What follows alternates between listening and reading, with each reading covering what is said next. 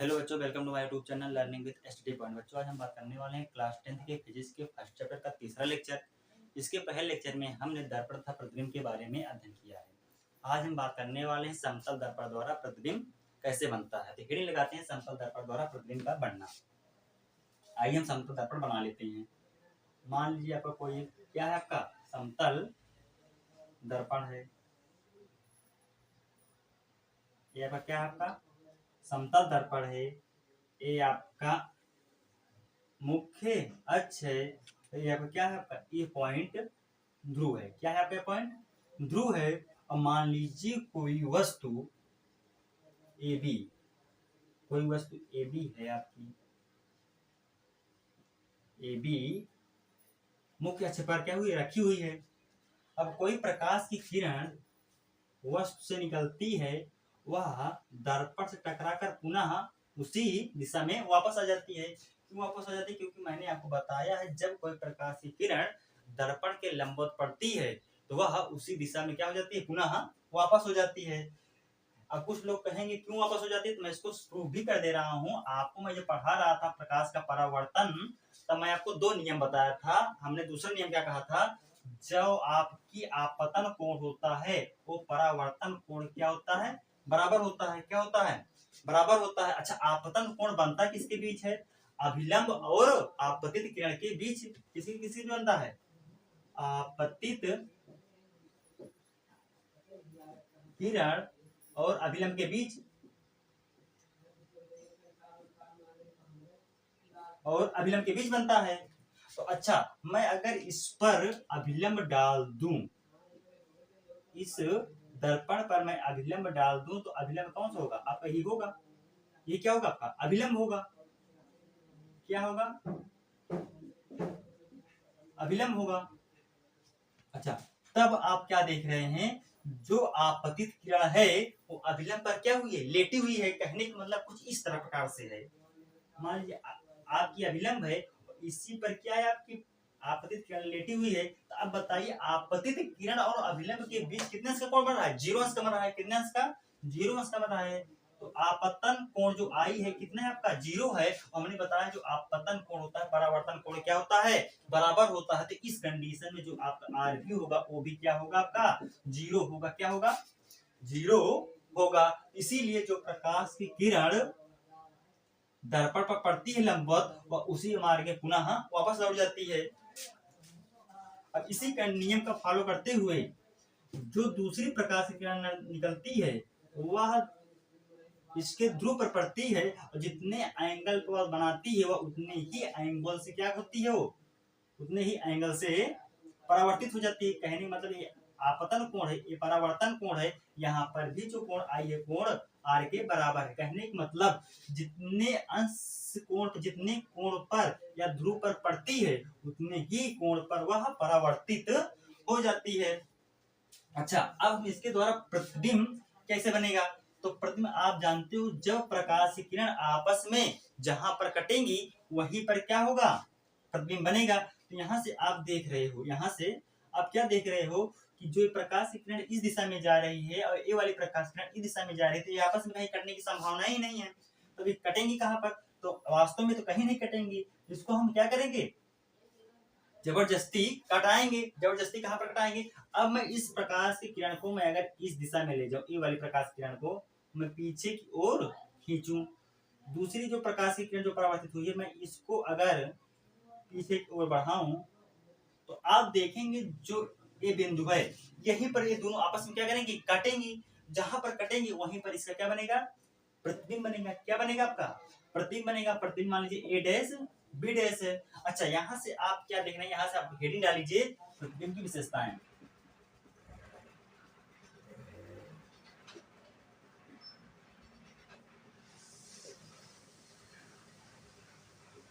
प्रतिबिंब की विशेषताएं क्या होती हैं। पहली विशेषता क्या होगी, आपने देखा जो प्रकाश की किरण है परावर्तन के पश्चात तो वास्तव में नहीं मिल रही हैं, उन्हें क्या करना पड़ रहा है, जबरदस्ती मिलाना पड़ रहा है। और जब जबरदस्ती मिलाना पड़ता है तो उस कंडीशन में जो प्रतिबिंब बनता है वो कैसा बनता है, आभासी बनता है। कैसा बनता है, आभासी बनता है। हमने आपको बताया जब प्रतिबिंब आभासी होगा तो उस कंडीशन में आपका जो प्रतिबिंब होगा वह सदैव कैसा होगा आपका, वस्तु के सापेक्ष सीधा होगा। कैसा होगा, सीधा होगा।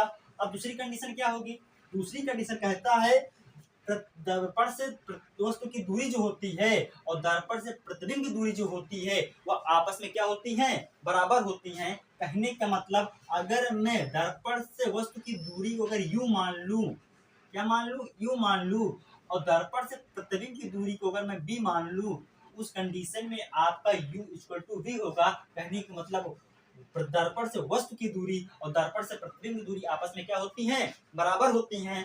अब तीसरा कंडीशन क्या होता है, आपकी तीसरी विशेषता क्या होती है, वस्तु का आकार होता है उतने ही आकार का जो बनता है आपका प्रतिबिंब बनता है। कहने का मतलब इस कंडीशन में आपका जो ए बी होगा वो ए डैश बी डैश के बराबर होगा। कहने मतलब वस्तु का आकार प्रतिबिंब के आकार क्या होता है, बराबर होता है। अच्छा, चौथी विशेषता क्या होगी, यदि कोई वस्तु यच ऊंचाई की है, यदि कोई वस्तु कितनी ऊंचाई की है, यच ऊंचाई की है, उसका पूर्ण प्रतिबिंब मतलब पूरा पूरा प्रतिबिंब प्राप्त करने के लिए हमें दर्पण की न्यूनतम कम से कम कितनी ऊंचाई होनी चाहिए, तो उस कंडीशन में आपकी दर्पण की ऊंचाई उस वस्तु की क्या होनी चाहिए, आधी होनी चाहिए।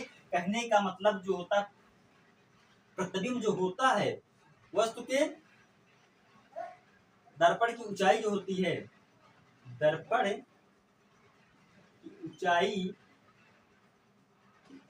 h/2 होगी। कहने मतलब कि वस्तु की आधी होगी इस कंडीशन में। अच्छा, चौथा डाल लीजिए, पांचवा क्या होगा आपका, पांचवा कंडीशन आपका होता है यह पार्श्व परिवर्तन होता है। क्या होता है आपका,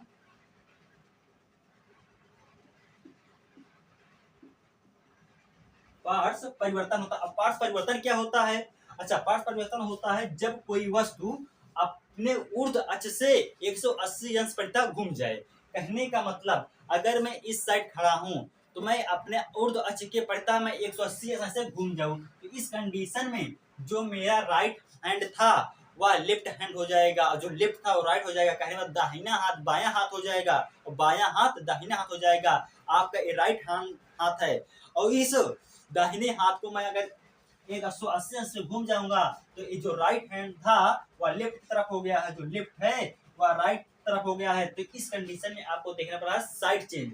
कहने का मतलब पार्श्व परिवर्तन हो रहा है, 180 क्या घूम जा रहा है। मैं इसको एग्जांपल भी दे रहा हूँ, मान लीजिए आपका क्या है, पी है, पी को मैं परितः 180 अंश का क्या करता हूँ, ऊर्ध्व अक्ष के परितः घुमा देता हूँ, तो इस कंडीशन में आपका जो पी होगा इस आकार का बन जाएगा। किस आकार का हो जाएगा, इस आकार का हो जाएगा। इसे को क्या कहते हैं, पार्श्व परिवर्तन कहते हैं। क्या कहते हैं आपका, पार्श्व परिवर्तन कहते हैं।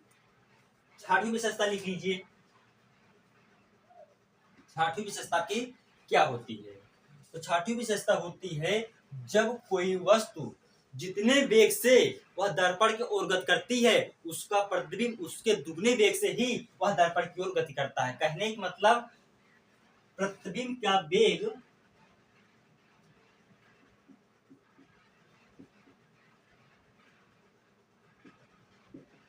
प्रतिबिंब का वेग जो होता है वह वस्तु के वेग का दुगना होता है।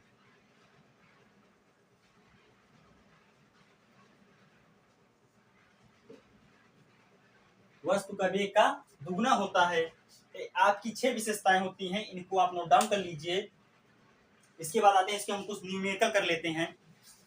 पहला प्रश्न दे दिया गया है आपका, समतल दर्पण के सामने 40 सेंटीमीटर दूर पर 4 सेंटीमीटर लंबी वस्तु रखी है, तो समतल दर्पण द्वारा बने प्रतिबिंब की लंबाई ज्ञात कीजिए। तो हमने आपको बताया है जब कोई वस्तु समतल दर्पण से जितनी दूर पर जितनी बड़ी रखी होती है उसका प्रतिबिंब उतनी ही दूर पर उतना ही बड़ा बनता है। तो इस कंडीशन में आपका जो होगा वस्तु की लंबाई, प्रतिबिंब की लंबाई वह 4 ही होगा। आपका आंसर हो जाएगा 4 सेंटीमीटर होगा आपका आंसर। क्यों, क्योंकि हम जानते हैं समतल दर्पण में वस्तु का आकार प्रतिबिंब के आकार के क्या होता है, बराबर होता है। अगला प्रश्न देखते हैं। दूसरा प्रश्न दिया गया है, एक व्यक्ति की ऊंचाई 170 सेंटीमीटर है, उसे अपना पूरा प्रतिबिंब देखने के लिए कम से कम कितने ऊंचे समतल दर्पण की क्या होगी, आवश्यकता होगी। तो मैंने आपको बताया है किसी भी वस्तु का पूर्ण प्रतिबिंब देखने के लिए हमें उस वस्तु के आधी ऊंचाई का प्रतिबिंब होना आवश्यक है। तो हम यहाँ से लिख सकते हैं दर्पण की न्यूनतम ऊंचाई, दर्पण की न्यूनतम ऊंचाई जो होगी, न्यूनतम ऊंचाई कितनी होगी आपकी, आपके वस्तु की ऊंचाई बाई 2, तो यहाँ पे 70 दिया गया वस्तु की ऊंचाई बाई 2 इक्वल टू कटेगा, इसको 85 आ जाएगा, 85 सेंटीमीटर। अर्थात दर्पण की न्यूनतम ऊंचाई कितनी होनी चाहिए आपकी, 85 सेंटीमीटर होनी चाहिए। तीसरा प्रश्न देखते हैं।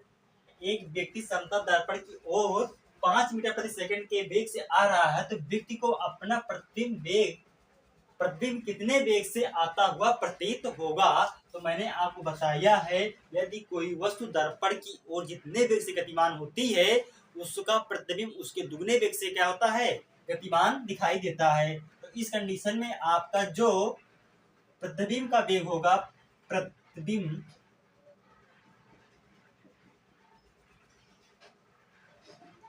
का जो वेग होगा उस कंडीशन में आपका क्या हो जाएगा, 2 इंटू वस्तु का वेग, वस्तु का वेग, तो 2 गुणे वस्तु का वेग कितना है, 5 है, इक्वल टू क्या हो जाएगा, 10 हो जाएगा मीटर प्रति सेकंड। उसके प्रतिबिंब का वेग कितना होगा, 10 मीटर प्रति सेकंड हो जाएगा। यहां तक आप इसको नोट कर लीजिए। अब हम बात करने वाले हैं गोलीय दर्पण द्वारा प्रतिबिंब बनने के कुछ नियम होते हैं। कुल 4 नियम है, मैं आपको चारों बता दे रहा हूं, फिर ना लीजिए। गोलीय दर्पण बनने के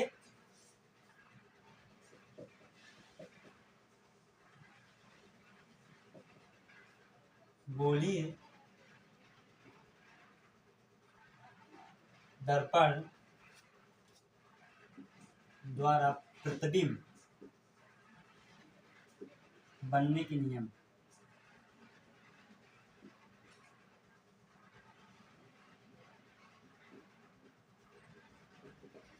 बनने के नियम।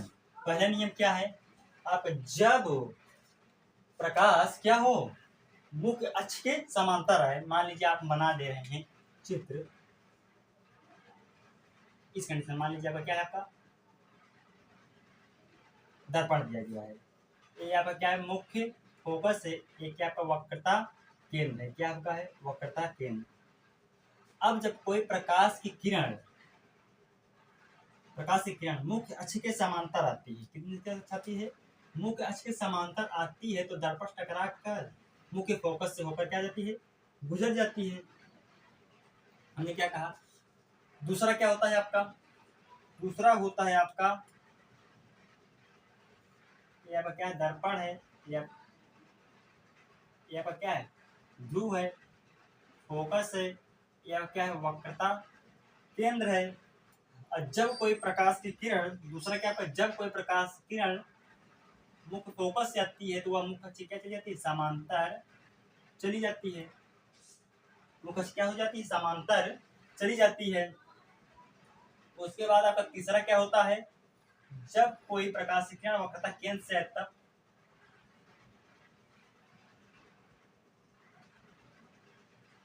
यहाँ पर ध्रुव है, मुख्य फोकस है, यह क्या है, वक्रता केंद्र है। जब कोई प्रकाश की किरण वक्रता केंद्र से आती है, मान लीजिए आपकी प्रकाश आई टकरा के इसी दिशा में पुनः फिर वापस चली जाती है, क्यों, क्योंकि हमने बताया जब प्रकाश की किरण दर्पण के लंबवत पड़ती है तभी वह अपने ही मार्ग से पुनः वापस जाती है। तो इस कंडीशन में जो प्रकाश की किरण क्या है, दर्पण के लंबवत पड़ रही है। अच्छा, चौथा क्या होता है आपका, चौथा आपका होता है क्या, जब